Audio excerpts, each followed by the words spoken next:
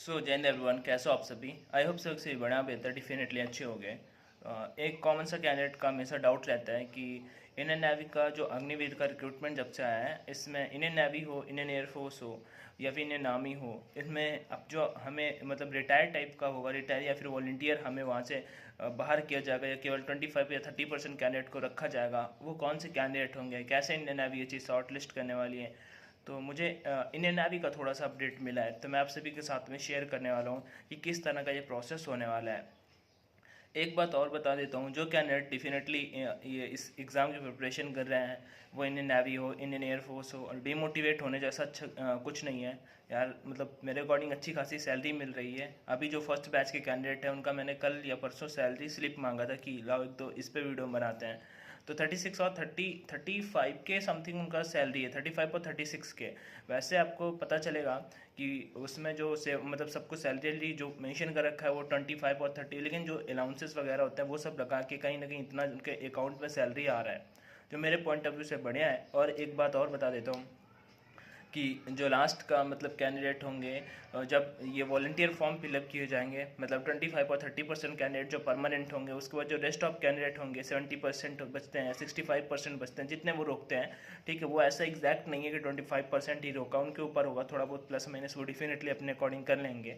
ठीक है, वो तो एक नंबर पे आया कि हाँ 25, 100 में 25 ही नहीं, 26 भी रोक सकता है, 27 भी रोक सकता है। बट एक बात है, तो मैं आपको बता देता हूँ, लगभग 11-12 लाख रुपए उनको अलग से मिलने वाला है।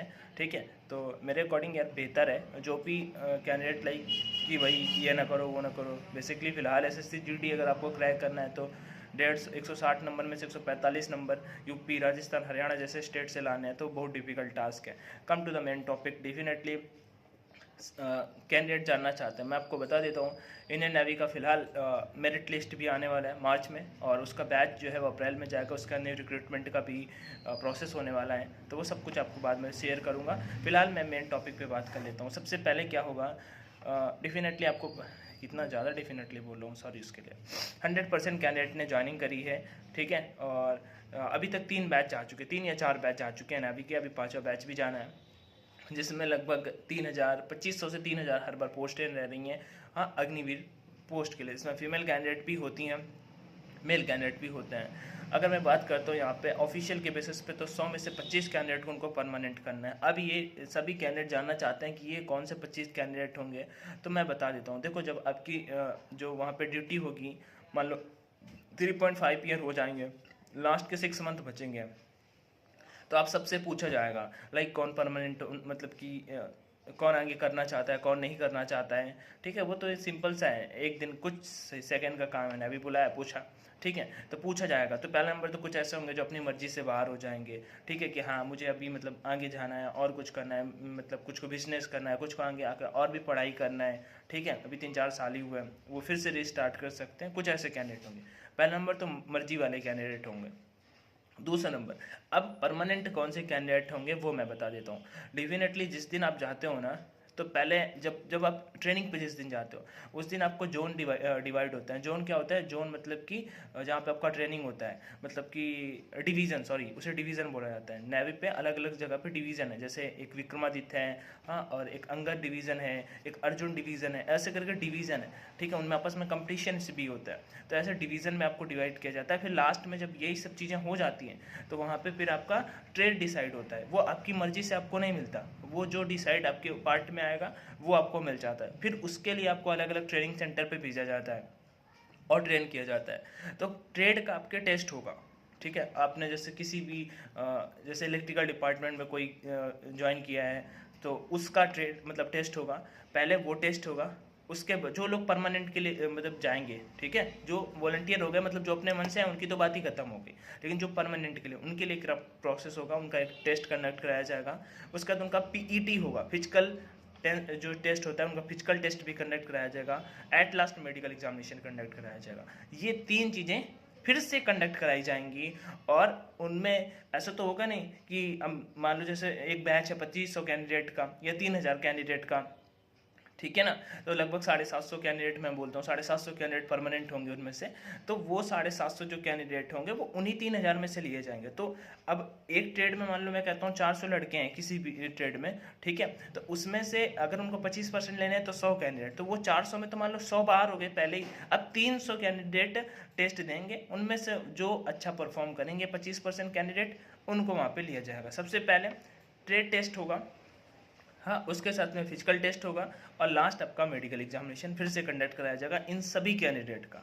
उसके बाद एक चीज़ यहाँ पे और भी मैटर करेगी कि लास्ट 4 ईयर में आपका परफॉर्मेंस क्या रहा है, ठीक है, वो चीज़ भी मैटर करेगी। ऐसा नहीं कि क्वालिफाइंग है, बट वो चीज़ आपने क्या किया है, आपने अपने मतलब कुछ किया है कि नहीं किया, वो चीज़ हो जाती है। तो लास्ट 4 ईयर में, लास्ट 4 साल का आपका परफॉर्मेंस भी देखा जाएगा। यही चीज़ें इंपॉर्टेंट हैं इसके बेसिस पे। उसके बाद आगे जो कैंडिडेट वॉलंटियर होंगे उनको लगभग 2 से 3 महीने पहले फॉर्म फिलअप वगैरह फिलअप करवा लिया जाएगा, और उन सभी के अकाउंट में 11 या 12 लाख रुपए वो अलग से भेजे जाएंगे गवर्नमेंट के द्वारा। ये चीज़ भी होने वाली है आगे। ये प्रोसेस कब से शुरू होगा, तो लगभग 6 महीने पहले ये प्रोसेस शुरू हो जाएगा। फॉर्म फिलअप जब होगा, फॉर्म फिलअप मतलब कि लास्ट के जब 5-6 महीने बचेंगे तो ये प्रोसेस कंप्लीट शुरू हो जाएगा आगे के लिए।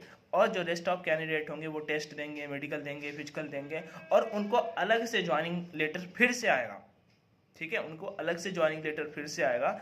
और ये सारा का सारा फिर वो जो कैंडिडेट होंगे जो उनमें अच्छा परफॉर्म करेंगे वो परमानेंट हो जाएंगे, और जो जिनके कुछ मार्क्स कम रह गए या फिर फिजिकल में अच्छा नहीं कर पाए, मेडिकल में कुछ कारण से अनफिट हैं, या फिर ऐसा होता है ना कि अभी शुरुआत में किसी ने आइस का कुछ करवा लिया, फिर बाद में जाके वहाँ पे फंस गए, या फिर और भी बॉडी के पार्ट हैं उनमें कोई दिक्कत हो गई है, तो मेडिकल का इशू नहीं है, तो फिर वो लोग परमानेंट हो जाएंगे। जो रेस्ट ऑफ कैंडिडेट होंगे उनको बाहर आना होगा। बेसिकली है क्या प्रोसेस, शॉर्ट में अगर मैं आपको समझाऊं, फिर से आपका फिजिकल होगा, फिर से मेडिकल होगा, फिर से ट्रेड टेस्ट होगा, मतलब जो आपने 3-4 साल में वहाँ पे पढ़ा है उसी चीज़ का वहाँ पे टेस्ट होगा, उस पर आप अच्छा परफॉर्म करिए। फिजिकल उतना डिफिकल्ट है नहीं कि हाँ, नेवी नॉर्मल फिजिकल कंडक्ट कराता है, मेडिकल भी वैसे ही नॉर्मल होता है नेवी का। और उसके साथ में आपका लास्ट का 4 साल का परफॉर्मेंस क्या रहा है उस बेसिस पे आपको देख करके परमानेंट कर दिया जाएगा। और जो कैंडिडेट बाहर आना चाहते हैं वो कैंडिडेट बाहर भी आ सकते हैं, वॉलंटियर बोला जाता है, अपने मन से ही आ सकते हैं। कुछ इस तरह का परमानेंट होने का प्रोसेस है इंडियन नेवी का। और मैं बता देता हूँ कि ऐसे ही शायद इंडियन एयरफोर्स का भी होगा, सेम टू सेम ऐसे ही इंडियन एयरफोर्स का भी होगा। वो लोग भी ऐसा ही कुछ करेंगे कि जो ट्रेड में है कैंडिडेट उनका टेस्ट वगैरह कंडक्ट कराएंगे, फिजिकल मेडिकल कंडक्ट कराएंगे। उसके बाद जो अपने मन से जाना चाहते हैं वो पहले ही चले जाएं, नहीं तो जो रेस्ट ऑफ कंप्लीट करना चाहते हैं, बने रहना चाहते हैं, उनको यहाँ पे टेस्ट वगैरह पे अच्छा परफॉर्म करना होगा। इससे जो कैंडिडेट इन फ्यूचर परमानेंट होना चाहते हैं वो थोड़ा ज़्यादा मेहनत करेंगे, वो स्टार्टिंग से ही ज़्यादा मेहनत करेंगे। तो ऐसा कुछ इन्फॉर्मेशन मिली, मतलब कि हो सकता है ऑथेंटिक हो नहीं हो, बट मेरे अकॉर्डिंग ऐसा ही कुछ होगा। क्योंकि ऐसे तो होगा नहीं कि हाँ तुम आ जाओ, तुम आ जाओ, तुम आ जाओ, तुमको चूज़ कर लेता है, तुमको चूज़ कर लेता है। सिंपल सी बात है, कोई ना कोई टेस्ट वगैरह जरूर होंगे, उसके साथ फिजिकल भी होते रहते हैं, मेडिकल एग्जाम तो नॉर्मल है। और परफॉर्मेंस देखे बिना थोड़ी ले लिया जाएगा कि हाँ आपने लास्ट में कुछ परफॉर्म किया है कि नहीं किया है। तो इन सारी चीज़ों को ध्यान में रखते हुए आप सभी को शॉर्ट लिस्ट किया जाएगा जो कैंडिडेट परमानेंट होने जा रहे हैं। बाकी आप सभी का और भी कोई डाउट आ रहा हो तो डेफिनेटली कमेंट सेक्शन पर आज कर लीजिएगा। वीडियो को दोस्तों के साथ में शेयर कर सकते हो, चैनल फर्स्ट टाइम विजिट किया तो सब्सक्राइब भी कर सकते हो। Till there everyone, take care, bye bye and Jai Hind.